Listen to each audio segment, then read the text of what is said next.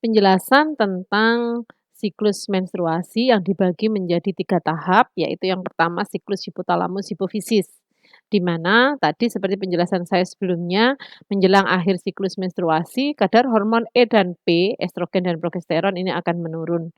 Rendahnya kadar hormon, E dan P ini akan menstimulasi memberikan rangsangan atau umpan balik negatif kepada hipotalamus, sehingga hipotalamus akan mensekresikan gonadotropin releasing hormone atau GnRH. GnRH sebaliknya akan menstimulasi, sekresi dari hipofisis anterior sehingga mengeluarkan FSH atau follicle stimulating hormone, ya. Ini adalah kadar beberapa hormon ya, yang warna kuning ini adalah kadar FSH, ini adalah batas garis 14 hari, kemudian ini adalah kadar LH, kemudian ini kadar estrogen, ini kadar progesteron. Jadi naik turun ini sangat signifikan ya dan berbeda sesuai dengan harinya. Kemudian yang kedua dari siklus menstruasi itu adalah siklus ovarium. Ini dibagi menjadi 2 fase, yang pertama yaitu fase folikuler atau fase preovulasi, yang kedua adalah fase luteal atau fase pasca ovulasi. Yang mana nah ini, jadi kalau kita lihat ya, ini adalah batas garis tadi, 14 hari atau yang kita kenal sebagai ovulasi. Fase folikuler ini adalah fase sebelum ovulasi.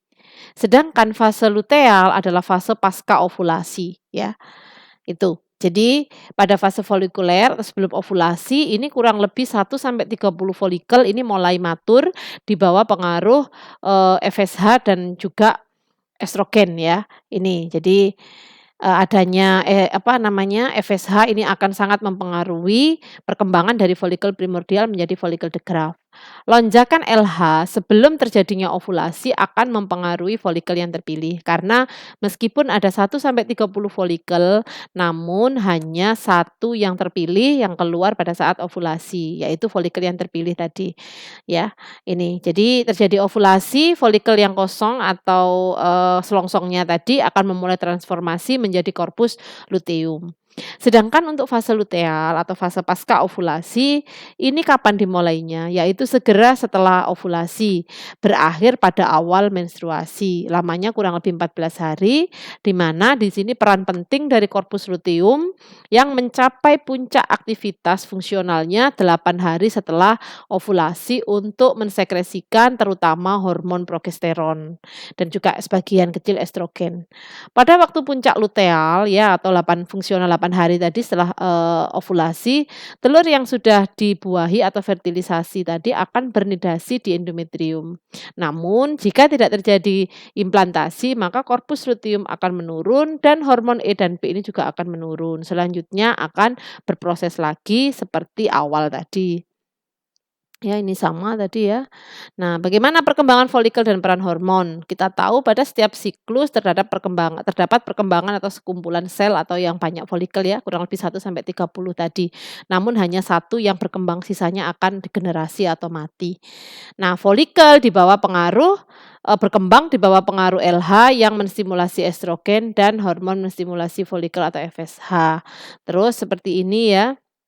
FSH memacu pertumbuhan folikel dan menginduksi reseptor LH. Sel-sel granulosa dari ovarium akan memproduksi hormon protein atau inhibin yang menekan sekresi FSH dari hipofisis anterior. Jadi ini ada umpan balik juga ya atau ada inhibin. Sehingga pada saat, FSH ini sudah tinggi, ini sel-sel granulosa di ovarium akan memproduksi hormon penghambat sehingga jumlahnya ditekan. Dengan FSH yang ditekan ini, maka LH selanjutnya akan dikeluarkan. FSH memiliki fungsi kompleks dan penting dalam regulasi pematangan folikel ya, namanya saja follicle stimulating hormone, yaitu hormon yang menstimulasi perkembangan folikel tadi. Ini. Nah, sedangkan estrogen sendiri ini diproduksi oleh ovarium selama maturasi folikel ya, di mana estrogen akan mempengaruhi, endometrium dalam fase proliferasi. Ini. Baik. Nah, berikutnya adalah siklus endometrium ya, siklus terakhir dari siklus menstruasi. Ada 4 fase. Yang pertama adalah fase menstruasi atau desquamasi, kemudian fase proliferasi, kemudian fase sekresi, dan fase iskemi. Nah, ada 4 fase ini. Anda perhatikan, ini adalah fase proliferasi, mulai tumbuh ya, ketebalannya ini mulai menebal, kemudian ada fase sekresi, ini pada fase luteal. Nah, ini adalah implantation window ya, atau jendela implantasi atau tahap implantasi. Ini kurang lebih 1 minggu setelah ovulasi tadi ini. Nah, ini pada saat, di fase sekresi. Kalau tidak ada implementasi maaf, kalau tidak ada fertilisasi ya selanjutnya akan terjadi fase iskemi, kemudian fase menstruasi lagi, seperti itu ya. Ini tahapannya ini menstruasi luruh, kemudian tinggal lapisan basal saja, kemudian ini akan naik pelan-pelan tumbuh, fase proliferasi ingat ini 14 hari ya.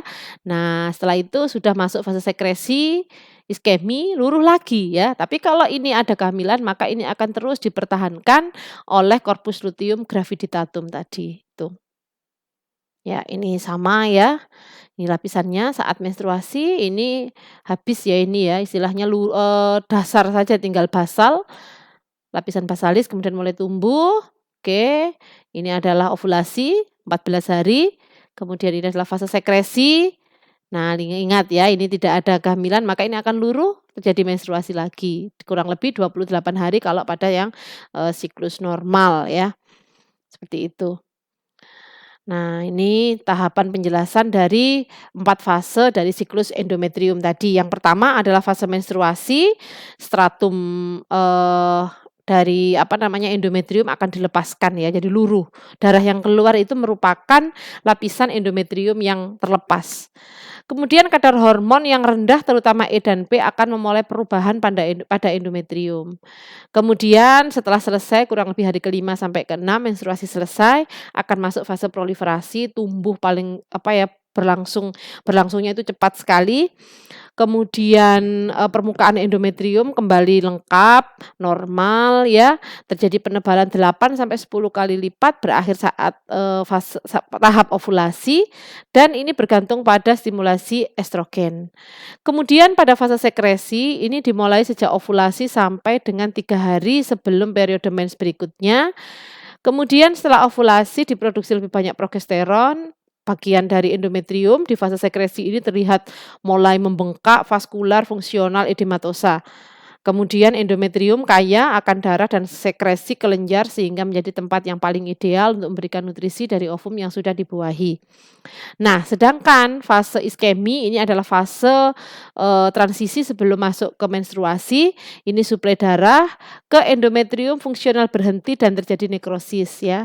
Ini tadi terjadi nekrosis ini, mulai peluruhan ya, mulai nekrosis, luruh, kemudian lapisan fungsional akan berpisah dari lapisan basal dan perdarahan menstruasi akan dimulai lagi. Nah, seperti itu ya, makanya dinamakan sebagai suatu proses yang siklik.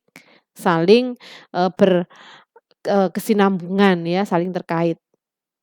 Ini adalah umpan balik positif dan negatif dari hipotalamus, hipofisis anterior, ovarium ya, menghasilkan E dan P serta pengaruhnya ke uterus ya. Jadi ini adalah umpan balik negatif, ini pada hampir semua siklus ya, akibat rendahnya kadar E dan P akan memberikan umpan balik negatif kepada hipotalamus, sehingga hipotalamus mensekresikan GnRH dan seperti itu. Kemudian kalau umpan balik positif atau positive feedback ini pada hari ke-12 sampai 14 di mana kadar estrogen yang tinggi itu akan memberikan umpan balik positif kepada hipotalamus sehingga jumlahnya ini akan, diinhibisi seperti itu ya. Baik. Ini terkait dengan umpan balik positif dan negatif. Nah, berikutnya akan saya ajari bagaimana cara menentukan masa subur ya. Terima kasih.